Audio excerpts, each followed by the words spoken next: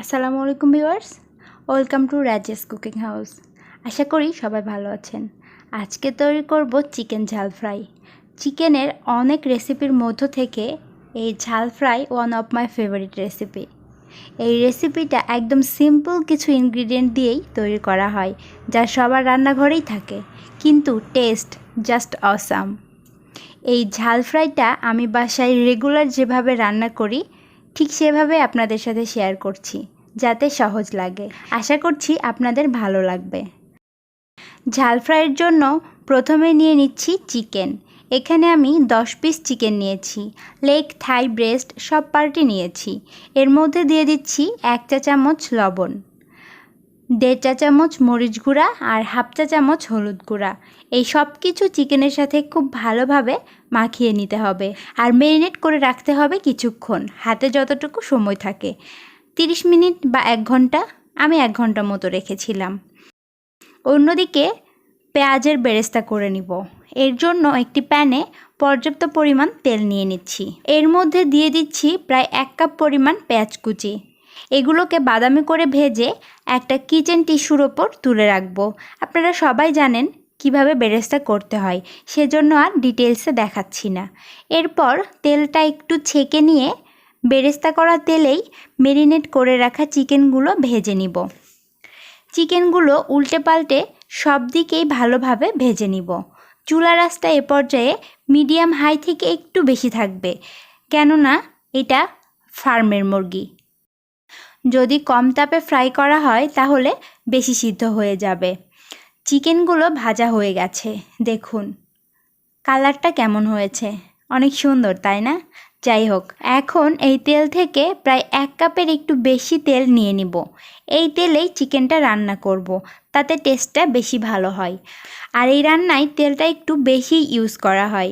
রান্না শেষে কিছুটা তেল আমি সরিয়ে ফেলবো।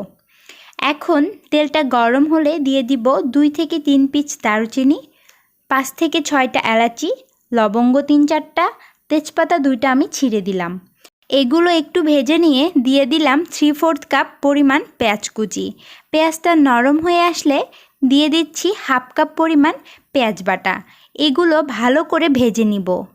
এরপর দিয়ে দিব 1 চা চামচ আদা বাটা, 1 চা চামচ রসুন বাটা দিয়ে খুব ভালোভাবে এই মশলাগুলো এই তেলের মধ্যে ভাজতে হবে। খুব ভালোভাবে মানে খুবই ভালোভাবে। এরপর দিয়ে দিব গুঁড়া মশলা। প্রথমেই দিচ্ছি স্বাদ মতো লবণ। লবণটা একটু সাবধানে দিবেন, কারণ চিকেনে অলরেডি লবণ দেওয়া আছে। দিয়ে দিলাম 1.5 টেবিল চামচ মরিচ গুঁড়া। আমি ঝালটা আমার স্বাদ মতো দিচ্ছি, আপনারা কম বা বেশি দিতে পারেন। দিলাম 1/2 টেবিল চামচ হলুদ গুঁড়া আর ধনিয়া জিরা গুঁড়া একসাথে মিক্স করা দিয়ে দিলাম 3/4 টেবিল চামচ বা 1.25 টেবিল চামচ। এই মশলাগুলো আবারও কষাতে হবে। যেহেতু তেল বেশি তাই পানির প্রয়োজন নেই। এখন সব কিছু একদম ভাজা ভাজা করে কষিয়ে নিব। এরপর দিয়ে দিব পানি। পানি দিয়ে 2-3 বার ফুটে উঠলে দিয়ে দিব ভেজে রাখা মাংসগুলো। এরপর দিব 1 টেবিল চামচ টমেটো সস আর দিব পেঁয়াজ বেরেস্তা দিয়ে মিশিয়ে নিব। এরপর দিব 1/2 চা চামচ পরিমাণ গরম মশলা গুঁড়া আর দিব সামান্য চিনি। চিনিটা আপনারা আপনাদের স্বাদ মতো দিয়ে নেবেন। আমি প্রায় 1/2 চা চামচ পরিমাণ দিয়েছি। দিয়ে কিছুক্ষণ কষিয়ে নিব। এরপর অ্যাড করব প্রায় 1.5 কাপ পরিমাণ গরম পানি। আমি প্রায় সব রান্নাতেই গরম পানি ইউজ করি, এতে টেস্ট বেশি ভালো আসে। এবার ঢেকে রান্না করব মাংসগুলো সিদ্ধ হওয়া পর্যন্ত। আর ঝোলটা আপনারা যেমন পছন্দ করেন সে অনুযায়ী। এ পর্যায়ে চুলার আঁচটা মিডিয়াম হাই থাকবে। আমার চিকেনগুলো সিদ্ধ হয়ে গিয়েছে।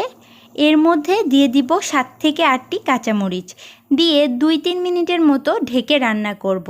এরপরে চুলাটা অফ করে দিব। আমার রান্না হয়ে গিয়েছে।